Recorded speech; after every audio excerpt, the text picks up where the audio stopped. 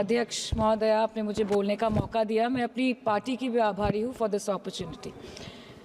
Madam, supplementary demand for grants is a constitutional pre-arrangement, and I agree that it should definitely not be objected. But it also arises the question as to why does the government need further allocation when it has not been able to spend what it already has. In financial year 24, government's final consumption expenditure was 14%, but it decreased to 4.4% in financial year 25 second quarter. This means that the government has spent much less this year as compared to last year. In the first quarter of 24-25, government spending was 4.15 lakh crore, and many cited model code of conduct a reason for spending less. But in the second quarter, it further decreased to 4.1 lakh crore. Madam, to my simple understanding, this grant is being demanded from the exchequer, but this is the money which is collected from the people, and it is meant to be spent for the people. Since Professor Shougata Rai has already spoken about the technical aspect, today I choose to speak on what this government has delivered to the people of this country, the utilization of resources and departments it's seeking additional grants for, and also its complex relationship with the state of West Bengal. Sir, इनके bulldozer के चलते madam Bharat के लोग सवाल पूछना भूल गए, और भारत की जनता आजकल इतनी भूखी है कि खाने को धोखा भी खा लेती है। मैडम, भारत में एक मिडिल क्लास जो एक साल पहले एक वेजिटेरियन थाली 100 रुपये में खाता था, आज वही वेजिटेरियन थाली 152 रुपये की हो गई। टमाटर की कीमत 247% बढ़ गई, आलू की कीमत 180%, लहसुन 128% और तेल, नमक, आटा, मैदा 18%। पहले आम आदमी पॉकेट में पैसा लेके बाजार जाता था और थैली भरकर सामान लाता था, लेकिन अमृतकाल में आदमी थैली भरकर पैसा लेके जाता है और पॉकेट में आलू, टमाटर, प्याज लेके घर वापस आता है। सर, माननीय वित्त मंत्री ने पहले कहा था कि बहुत हो गई महंगाई की मार, अब की बार मोदी सरकार, और आज उनके विचार में inflation is an international problem, महंगाई एक अंतर्राष्ट्रीय समस्या है। तो विश्व गुरु, विश्व बंधु इस अंतर्राष्ट्रीय समस्या का समाधान क्यों नहीं कर पा रहे हैं? Ma'am, 74% of Indians are unable to afford a healthy diet. The household savings have plunged to a 50-year low. Around 48% of the households in this country are facing a financial crisis क्योंकि उनका खर्चा उनकी कमाई से ज़्यादा है. The economic inequality in India is a 100-year high. The country's GDP growth rate for the second quarter 24-25 decreased to 5.4%, which is the lowest in 2 years.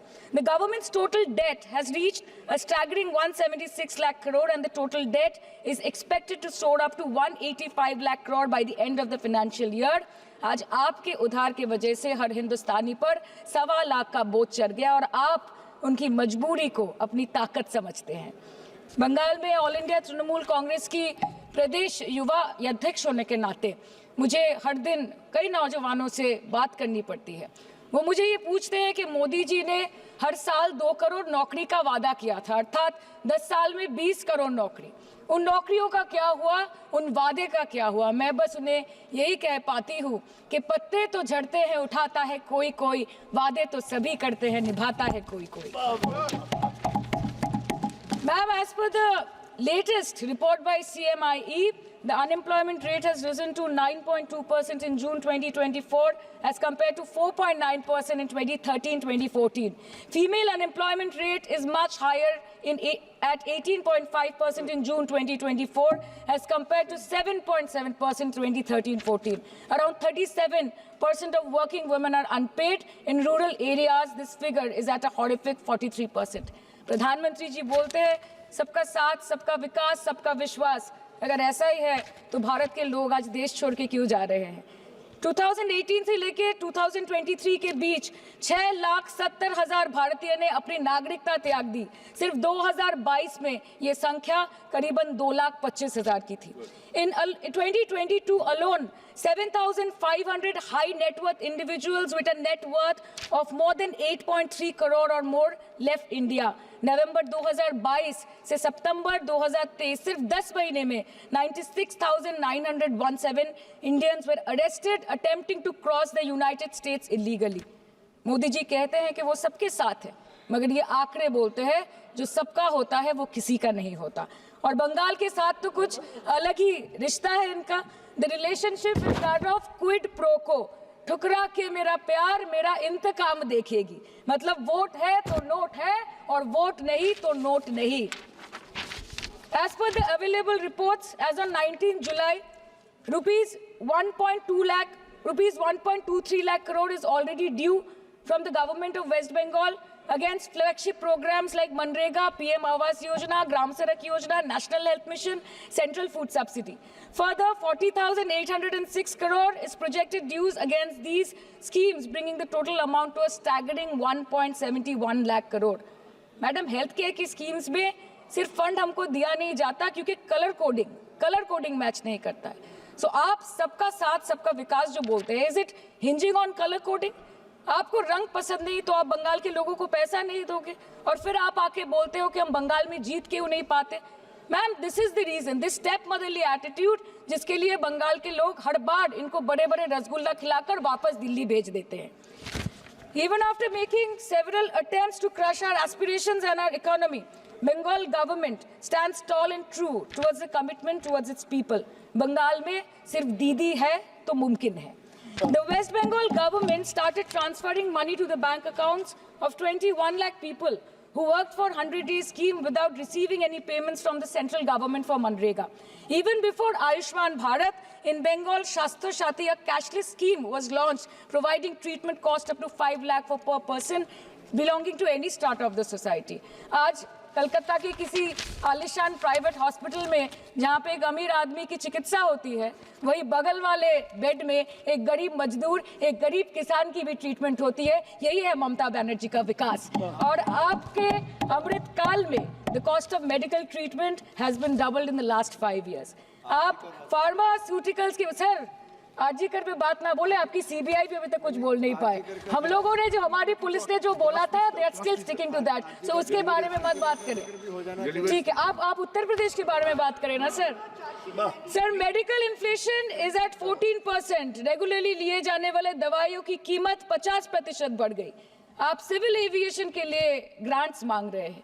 एक domestic flight, उसकी राउंड ट्रिप की टिकट 20 से 30 हजार में बिक रही है। आम आदमी आज हवाई चप्पल पहन के हवाई जहाज नहीं चल रहा, आम आदमी हवाई चप्पल बेच के हवाई जहाज चल रहा है। You are demanding funds for education but conveniently ignoring the fact that 11 lakh children have dropped out of school according to your own data. आज भारत में सिर्फ 47.51% स्कूलों के पास कंप्यूटर की फैसिलिटीज है और उसमें 33% के पास internet connection. In law and justice, you are not been able to provide legal aid to more than 1% of the eligible population. In public enterprises, 5.1 lakh public sector jobs have disappeared in the last 10 years. Railway में करीबन 2.5 lakh post बाकी हैं और उसमें से vacancy है in critical safety categories. नए भारत में आजकल ट्रेन पटरी के ऊपर कम और पटरी के बाहर ज्यादा चलती है।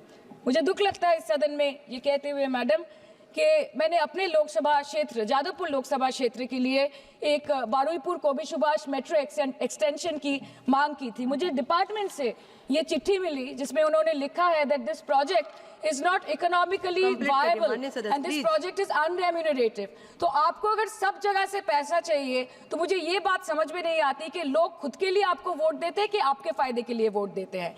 मैं आपको इतना ही बोलना चाहती हूँ, दिस वॉज द रीजन अपने प्रॉफिट के लिए आज इन्होंने सीनियर सिटीजन का कंसेशन भी बंद कर दिया और सीना ठोक के ये बोलते हैं कि 2022-23 अर्थ वर्ष में हमने 15 करोड़ वरिष्ठ नागरिक से 2242 करोड़ कमाए। धन्यवाद माननीय सदस्य। मैं 2 बात और बोल के खत्म कर दूंगी कि लोकसभा पे खर्च करके क्या फायदा मैडम, जब यहाँ पे विपक्ष को बोलने का अधिकार ही ना हो। लोकसभा के लिए भी तो ग्रांट मांगा है ना मैम। और अभी सर बोल रहे थे कि बेटी बचाओ बेटी पढ़ाओ, तो 10 साल पहले मोदी जी ने लॉन्च किया था, लेकिन उसके 80% पैसे सिर्फ पब्लिसिटी और मार्केटिंग और एडवर्टाइजमेंट में खर्च कर दिए। आपके उत्तर प्रदेश, मध्य प्रदेश, राजस्थान में ना आप बेटी को पढ़ा पा रहे और ना आप बेटी को बचा पा रहे।